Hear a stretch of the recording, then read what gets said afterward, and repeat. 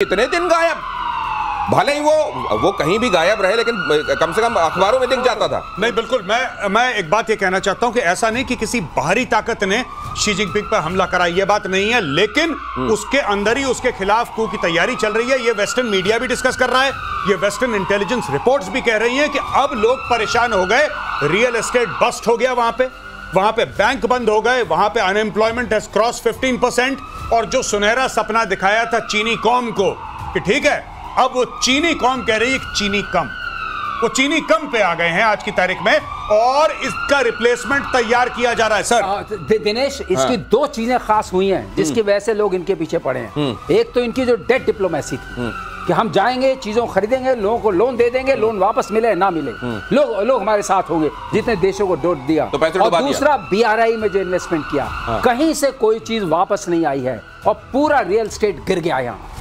लेकिन सर ये तो सारे पोस्ट तो इन्होंने कब्जा कर रखे हैं, इसीलिए सबके लिए जिम्मेदार यही है। और उसके लिए जो इनका होता है एक स्टैंडिंग कमिटी ऑन पॉलिट ब्यूरो, जिसमें 7 ही लोग होते हैं, वो 7 लोग जो है जो अंदर बातचीत करते हैं, उसकी रिकॉर्डिंग भी नहीं होती है, वो 7 सबसे यहाँ सबसे पावरफुल लोग होते हैं पूरी पार्टी के, उनमें भी इनकी मौजूदगी नजर नहीं आ रही है, खबरों से आ रहा है। अब ये मतलब कि तख्ता पलट अंदर से जरूर हुआ है और हूं जिनताओं की जो क्लिकें थी वो एक्टिव हो गई है। अब ये भी कहा जा रहा है कि ब्रिक्स में ऐसा कभी नहीं हुआ 12 साल के अपने कार्यकाल में कि ये ना पहुंचे ब्रिक्स, बिल्कुल, लेकिन पहली बार प्रधानमंत्री ली केयांग जाने वाले हैं उसमें मतलब ये तो बहुत बड़ा इशारा है कि इनके साथ गड़बड़ है। हू जिनताओ वही है जिनकी इन्होंने पब्लिकली बेइज्जती करी थी, जो बगल में बैठा हुआ था और शी जिनपिंग ने ये बोला था सिक्योरिटी को कि इस आदमी को ले जाओ, यहां से बाहर ले जाओ, उसने इशारा करा था, और वो इसके पहले चाइना का माई बाप था। जस्ट इमेजिन जिस लेवल पे हू जिनताओ था, वो तस्वीरें तो बहुत देखी गई हैं। वो बगल से उठ रहे हैं, वो सिक्योरिटी वाला लेके जा रहा है बाहर, बड़ी बेइज्जती वाली बेइज्जती उन्होंने करी। और चाइना का एक और चीज बता दूं, चाइना का कल्चर है कि सरेआम सैक नहीं करते, वो धीरे धीरे धीरे इंसान को इररिलेवेंट कर देते हैं। मेन मीटिंग होती है उसमें कोई आता ही नहीं, मेन मीटिंग होती है इनको बताते ही नहीं। इस तरीके से चाइना धीरे धीरे जलील करके आदमी को निकाल देता है, जैसे शी जिनपिंग ने हू जिनताओ को करा था। अब इसी के साथ वही हो रहा है। अब ये भी कहा जा रहा है कि इनके सिर की भी एक मिनिमम इन्वेजिव सर्जरी शायद हुई है 2024 में, और वो अब धीरे धीरे सामने आ रहा है क्योंकि इनके सिर में निशान बहुत गोपनीय रखते हैं ना हर चीज को। अब पता चल रहा है कि एक्चुअली ये सर्जरी से भी जाती है और उसके बाद ये उतने एफिशिएंट नहीं रह गए। दिनेश, इतने गोपनीय कि यही गोपनीय हो गए पूरा मामला गोपनीय चल रहा है और अब सब लोग इस पर चिंता कर रहे हैं गए कहां। तो गए कहां हम सब जानते हैं कहां गए। हू जिनताओ को इन्होंने गायब किया, अब उनका क्लिके सामने। तो ये बड़ी अच्छी बात अभी मार्शल श्रीवास्तव कह रहे हैं, आप अपनी जिंदगी में भी देखिए ना, आप जिस चीज का काम करेंगे, अगर आप इत्र का काम करते हैं, इत्र हाथ से महकेगा, वहां इतनी गोपनीयता बरती जाती है, इतना चीजों को क्लैंडस्टाइन रखा जाता है, खुद ही गोपनीय होने की तरफ चल पड़े। 1971 युद्ध पर बिलावल भुट्टो का बयान, चलिए सुन लीजिए इसको, अजीबोगरीब बयान। ये जो माल फूकने वाली बात कहते हैं ना मेजर गौरव आर्य, देखिए माल फूकना कैसे होता है। बिलावल भुट्टो का अजीबोगरीब बयान, पाकिस्तानी डिक्शनरी में सरेंडर जैसा कोई शब्द ही नहीं है। ऑपरेशन सिंदूर और 4 जंग में हार पर भी पाकिस्तान की अक्ल ठिकाने नहीं आई। बिलावल भुट्टो क्या कह रहे हैं जरा देखिए, ये सुनिए। और हमारे प्रोड्यूसर कह रहे हैं कि कहां से आप टाइम वेस्ट कर रहे हैं, जो इनको चाहिए वो ढूंढ लेंगे। इन्होंने कहा यह है कि there is no word as surrender in Pakistan dictionary. इसी का नाना भीख मांगने गया था शिमला, जो ये कह रहा है ना कि सरेंडर नहीं। जुल्फिकार अली भुट्टो गया था 1972 में शिमला और श्रीमती इंदिरा गांधी के सामने गिड़गिड़ाया था, यही गिड़गिड़ाया था, पैर पे गिर के श्रीमती इंदिरा गांधी जी के सामने गिड़गिड़ाया था इसका नाना, जो आज कह रहा है सरेंडर नहीं है। 92,000 पतलून आज भी ढाका में है, उसका म्यूजियम बना देना चाहिए बांग्लादेशियों। एक म्यूजियम बनाओ जिसमें सारी की सारी पाकिस्तानियों के पतलूने वहां पे टांगी हैं। ये देखिए ना, ये इसको कहते हैं चमचागिरी। ये क्या चाहता है कि जिस दिन शहबाज हटे तो मुझे गद्दी पे विराजमान कर दें ये लोग, ये चाह रहा है ये। इसीलिए पाकिस्तान, इतना बड़ा झूठ कौन बोल सकता है कि पाकिस्तानी फौज को सरेंडर जैसी चीज, अरे सरेंडर ही तो पता है उनको, और इसके आलम क्या पता है उनको। गौरव एक ऐड कर दूं जी, इसको नहीं बनाएंगे। मरियम जी उधर लाइन में खड़ी हैं। अब सर ये बात आप ठीक कह रहे हैं, वो इसलिए क्योंकि केमिस्ट्री की बात भी की जाती है। मरियम जी का जो हाँ, वो जो आप नहीं कह रहे वो दर्शक समझ रहे हैं। लेकिन क्या वो इतना प्रगाढ़ चल रहा है मामला? बहुत प्रगाढ़, क्योंकि बनाना इन्हीं को है, मार्शल जी को। ओ तो फिर फील्ड मार्शल। तो ये बिलावल अपनी मिट्टी पलीत करने में क्यों, ये इतना सारा कह भी देगा, आने वाले दिनों में हलक पे फंस भी जाएगा, लोग हाथ डाल के निकालेंगे क्या कहा था बोल फिर से, और फिर वहां वो गद्दी भी नहीं मिलेगी, तो ये फिर क्यों कर रहे हैं? गुनाह बेलज्जत हो जाएगा। कुछ चीजें होते हैं ये कहते हैं कि गुनाह बेलज्जत नहीं किया जाना चाहिए, अगर गुनाह करो तो कम से कम उसके एवज में कुछ मिलना चाहिए। तो फिर ये एवज क्या होगी इनकी, क्या मिलेगा? इनका कुछ नहीं, इनकी एक उम्मीद है। और इनके साथ ये सबसे बड़ी प्रॉब्लम है कि मेरा नाना फलाना था तो मेरी माँ फलानी थी तो मेरा बाप फलाना है, तो इसीलिए मुझे इसको क्यों एक्सटर्नल अफेयर्स मिनिस्टर बनाया गया था। आप समझ लीजिए, पाकिस्तान कहता है कि only Muslim nuclear country in the world, only nuclear Muslim, और उनका टैगलाइन ही यही है, कॉलर ट्यून ही यही है कि ओनली मुस्लिम न्यूक्लियर कंट्री। ओ भाई, तुमने कल के बच्चे को क्यों बनाया और खड़ा किसके सामने कर दिया? डॉक्टर जयशंकर के सामने। ये तस्वीरें वो देखते नहीं होंगे बिलावल, क्या ये तस्वीरें नहीं देखते होंगे? ये सिलेबस से बाहर कर दिया है। ये देखिए साहब, ऐसा है। ये बताइए जरा मेजर गौरव वाली क्या तस्वीरें हैं ये हमारे दर्शकों? ये पाकिस्तान जब जीता था, जब पाकिस्तान 1971 में जंग जीता था, और पूरी तरह से, पूरी तरीके से पाकिस्तान ने लाल किले पे जब सब्ज परचम लहराया था और भारत ने अपनी जीत तस्लीम करी थी, हार तस्लीम करी थी, सॉरी हार तस्लीम करी थी, उसकी कहानी है। अरे बिलावल सही बोल रहे हैं, इस फौज ने कहां सरेंडर देखा है साहब। ये इस तरीके से कौन पतलूने उतारते हैं? ये बिलावल से पूछा जाना चाहिए कि ये पतलून उतारते हुए पाकिस्तानी नहीं है क्या इस तरीके से सरेंडर करते हुए और वहां दस्तखत करते हुए, क्या वो सरेंडर के अच्छा वो कागज इनके पास भेजा जाए तो उससे मुकर जाएंगे क्या? ये सबसे मुकर जाएंगे। इन्होंने पता है पाकिस्तान स्टडीज में अपने बच्चों को क्या सिखाया है पाकिस्तानियों ने? इतनी मक्कार कौम है ये पाकिस्तानियों की, इन्होंने अपने बच्चों को ये सिखाया है कि वो लड़ाई हम जीत गए थे, वो 1971 की लड़ाई पाकिस्तान जीत गया था, लेकिन भारत ने कुछ साजिश करी है। अच्छा ये बताइए, जिस दिन सरेंडर हुआ जी, उस दिन तक वहां का अखबार डॉन ये छाप रहा था कि हम आखिरी दम तक लड़ाई लड़, अरे वहां सरेंडर हो गया, तुम आखिरी दम तक लड़ाई लड़ते, पूरे कुएं में भांग घुली है क्या? उन्होंने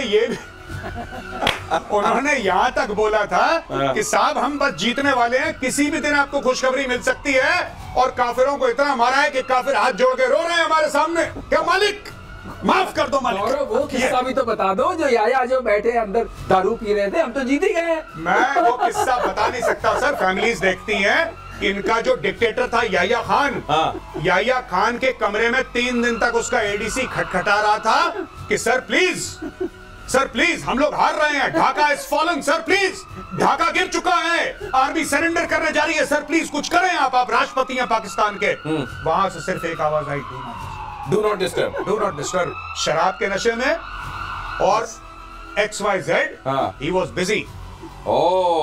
नाउ अब आप अपने हिसाब से XYZ समझिए, हम आप प्रबुद्ध हैं सब, और अब टुकड़ों में जाएगा ब्रिटिश नेवी का फाइटर। अगली खबर देखिए जरा, ये जो है ये जिसके आसपास बड़ा मिस्ट्री बना के रखी जाती है, ये हमारी बड़ी खतरनाक मशीन है, देखिए उसका क्या हाल हुआ पड़ा है। ये केरला में खड़ा हुआ है, और अब तो कहते हैं केरला में सर इसको लेके मीम बन रहा है कि जो केरला आता है वो नहीं जाता है। इसको देख लो, F विमान को देख लो। अब बहरहाल 14 जून से तिरुवनंतपुरम एयरपोर्ट पर F-35 खड़ा हुआ है। रिपेयरिंग के बाद भी फाइटर उड़ान भरने की हालत में नहीं है। 14 जून को फाइटर की इमरजेंसी लैंडिंग हुई थी।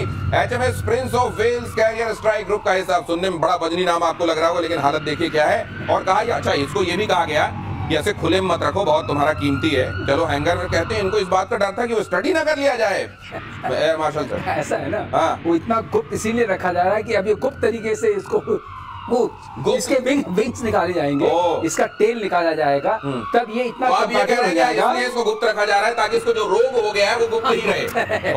उसके बाद इसके दोनों विंग्स निकल जाएंगे, इसका टेल निकल जाएगा, और तब ये ग्लोब मास्टर में अंदर चला जाएगा। तो सर अब इसके पुर्जे करके, पुर्जे मतलब बहुत ज्यादा पुर्जे नहीं होंगे, मतलब लेकिन विंग्स अलग, टेल अलग, उसी को पुर्जा इसके साथ हुआ क्या? तबीयत कैसे खराब हो गई? देखिए तबीयत इसकी इतनी खराब हो चुकी है कि अब पूरे F-35 बड़ा खतरनाक है, ये तो अकेला है, पूरे लॉकहीड मार्टिन की तबीयत खराब हो गई, अब कोई F-35 खरीद नहीं रहा है।